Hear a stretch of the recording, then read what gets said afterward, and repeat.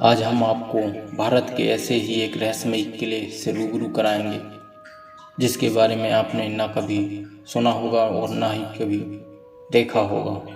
भारत के विभिन्न हिस्सों में प्राचीन काल से बनाए गए किले आज भी राजा महाराजाओं और नवाबों की याद दिलाते हैं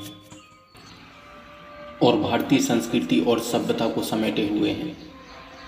यह अपने समय का प्रचलित संस्कृति, सभ्यता और भवन कला में हम आपको रूबरू कराएंगे जो आज भी इनमें मौजूद है। इनमें से कुछ ऐसे किले भी हैं जो आज भी देश दुनिया के पर्यटकों को अपनी ओर आकर्षित का केंद्र बनाए हुए हैं। यह किले बेहद खूबसूरत और अपने खतरनाक और खौफनाक कहानियों के लिए जाने जाते हैं। ग्वालियर का किला उत्तर प्रदेश के ग्वालियर में स्थित है। इस किले का अस्तित्व गुप्त साम्राज्य में भी था।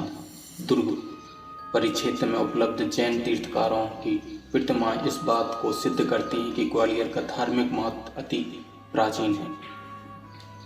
पहले यह क्षेत्र गुप्तों के अधिकार में था। बाद में यह क्षेत्र हर्षवर्धन और कछवाहों के अधीन में आ गया था। कछवाहा नरेशों ने विक्रमी संवत 332 में ग्वालियर किले का निर्माण कराया था। कछवाहा वंश के शासक अपने वंश का संबंध भगवान श्री राम के पुत्र कुश से मानते हैं। इस वंश का महत्वपूर्ण शासक सूरजसेन था जो कुष्ठ रोग से ग्रसित था। उसका रोग ग्वालियर में ठीक हुआ और एक सिद्ध के आदेश से उसने अपना नाम बदलकर सूरजपाल रख दिया। इस वंश का 84वां नरेश तेजकर्ण था। उस समय इनका राज्य कन्नौज के राजा भोज के अधीन हो गया था। इस वंश में बहुदामा, कीर्तिराज, भुवनराज और प्रदुमपाल नामक नरेश हुए। महपाल के पश्चात मनोरथ नामक शासक हुआ। उसने सन 1161 में ग्वालियर के महादेव मंदिर का निर्माण कराया। उसके पश्चात उसका पुत्र विजयपाल शासन में बैठा। विक्रम संवत 1253 में शहाबुद्दीन ने ग्वालियर के किले पर आक्रमण किया। इसके बाद यह किला गुर्जर प्रतिहारों के अधीन आ गया था। इस दुर्ग में महमूद गजनवी ने आक्रमण किया था। उस समय यह दुर्ग चंदेलों के अधीन था। अंत में यह दुर्ग कुतुबुद्दीन ऐबक के अधीन हो गया था। जब भारत में तुगलक वंश के शासक राज्य करने आए उस समय ग्वालियर का किला नरसिंह राय कटियार के अधीन था। जब दिल्ली में तैमूर लंग का आक्रमण हुआ उस समय ग्वालियर फोर्ट बीरमदेव के अधीन था। इसके नाम के 2 अभिलेख विक्रम संवत 1460 के ग्वालियर दुर्ग में उपलब्ध होते हैं। तैमूर लंग के वापसी जाने के बाद ग्वालियर दुर्ग पर मुल्लई इकबाल खान ने चढ़ाई की। ग्वालियर दुर्ग बहुत ही बड़ा किला था। मुल्लई इकबाल खान इसे जीत नहीं पाया। यहाँ के देसी नरेशों ने मुल्लई इकबाल खां को बुरी तरीके से शिकस्त दी थी।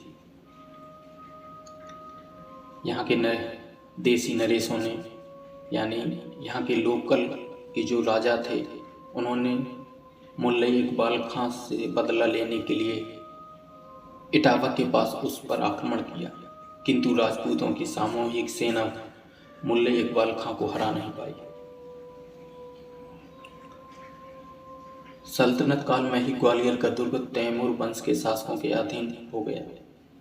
इस वंश का शक्तिशाली नरेश मान सिंह तोमर थे जिन्होंने कलाकार साहित्यकारों को विशेष आश्रय प्रदान किया था। मुगल सम्राट बाबर भी विक्रमी संवत 1587 में ग्वालियर पर आक्रमण किया। इस समय ग्वालियर के राजा विक्रमजीत थे। इस युद्ध में विक्रमजीत की पराजय हुई। बाबर ने यहाँ मानसिंह के बनवाए महल और बगीचे को देखा तथा उसको बहुत ही यह सुंदर और आकर्षण का केंद्र लगा। अल्प समय की बनवाई टूटी फूटी मस्जिदें देखी और यहीं अपना नमाज अदा की।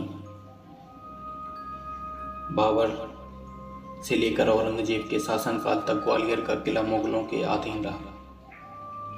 औरंगजेब के शासनकाल के अंतिम समय ग्वालियर दुर्ग मराठों के अधीन हो गया तथा यहाँ सिंधिया वंश राज्य करने लगे। ग्वालियर के मराठा नरेशों के संधि अंग्रेजों से भी हुई।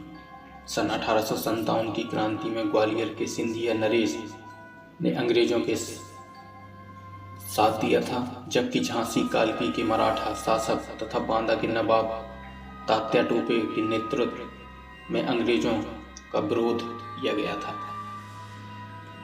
क्रांतिकारियों ने ग्वालियर दुर्ग जीत लिया, किंतु अंग्रेजों की सेना के आ जाने के कारण क्रांतिकारियों की पराजय हुई और ग्वालियर के किले में झांसी की रानी लक्ष्मीबाई को अपने प्राणों की आहुति देनी पड़ी। उसके पश्चात ग्वालियर का किला फिर सिंधिया के अधिकार में आ गया था। हम बात कर रहे हैं ग्वालियर के किले की। आज तक अपने कई किलों और करोड़ों के खजाने वाले किलों के बारे में सुना और देखा होगा, लेकिन आज हम आपको बताने जा रहे हैं ऐसे ही किले के बारे में जो अब तक एक रहस्यमय किला रहा है, जिसके बारे में ना तो आज तक आपने सुना होगा और ना ही विश्व में देखा होगा। दुनिया में अनोखा इस किले के बारे में हाल शोधकर्ताओं ने इसके रहस्य को जाना है।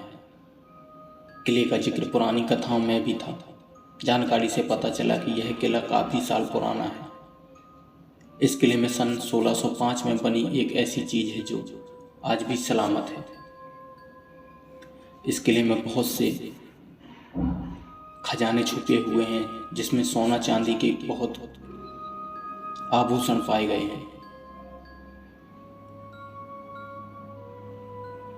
ग्वालियर के किले की कहानियाँ बहुत दिलचस्प है। वो किला जहाँ सदियों तक राजाओं ने शासन किया, इसी सिंधिया वंश के साथ रहस्य जुड़ा हुआ है, जो ग्वालियर के किले की और भी खास बात बताता है। साथ ही इस किले में कई ऐसी कहानियाँ भी जुड़ी हुई हैं जो आज तक कोई सुलझा नहीं पाया है। ग्वालियर किले पर आज से 400 साल पहले वाटर मैनेजमेंट एवं वाटर हार्वेस्टिंग सिस्टम तैयार किया गया, जो आज भी कारगर है। इसके जरिए बारिश का पानी नालियों के जरिए एकत्रित होकर फोर्ट पर बने कुंडों को भरता है, लेकिन नगर निगम की ओर से कराया वाटर हार्वेस्टिंग एक साल भी नहीं चल पाई। इस किले के तहखाने में करोड़ों की संपत्ति और खजाना छुपा हुआ है, लेकिन अभी तक इस बात में कोई पता नहीं चल पाया है। ग्वालियर फोर्ट क्षेत्रफल की दृष्टि से ग्वालियर किला हिंदुस्तान में तीसरे सबसे बड़े फोर्ट में जाना जाता है। यह 1600 एकड़ को कवर करता है। किले की लंबाई 90 मीटर है। साथ ही यहाँ पर प्रति भारी संख्या में पर्यटक आते हैं। किले पर गुरु हरगोविंद की याद में एक गुरुद्वारा बनाया है। साथ ही प्राचीनतम हिंदू शैली का मानसिंह महल है। 11वीं शताब्दी का सहस्त्रबाहु मंदिर, तेली का मंदिर, 16वीं शताब्दी का सूरज कुंड और 14वीं शताब्दी की गुफाएं, चतुर्भुज मंदिर आदि शामिल हैं। इसके अलावा जहांगीर महल, कर्ण महल, शाहजहां महल, विक्रम महल आदि खास हैं। जौहर कुंड और भीमसेन राणा की छतरी भी है। किले के तलहटी पर बना गुजरी महल व पुरातत्व विभाग का संग्रहालय भी है। गुजरी महल में मध्य भारत में सबसे अधिक कलेक्शन है। यहाँ रखी सालभंज का प्रमुख है। किले पर चलने वाला लाइट एंड साउंड शो सभी को अपनी ओर आकर्षित करता है और यह पर्यटक का मुख्य केंद्र बना हुआ है। पर्यटक की दृष्टि से इतनी चीज़ें किसी भी किले में नहीं हैं। जयविलास पैलेस, ग्वालियर का सिंधिया घराना हिंदुस्तान के 5 पुराने घरानों में से एक है। इस घरानों ने ग्वालियर के नेशनल एवं इंटरनेशनल लेवल पर अलग ही पहचान दी है। तो दोस्तों, ग्वालियर के किले के बारे में यह जानकारी आपको कैसी लगी? आप प्लीज़ हमें कमेंट्स कर ज़रूर बताएं। और अगर यह किले के बारे में जानकारी आपको अच्छी लगी हो तो हमारे चैनल को लाइक और सब्सक्राइब ज़रूर करें। नमस्कार।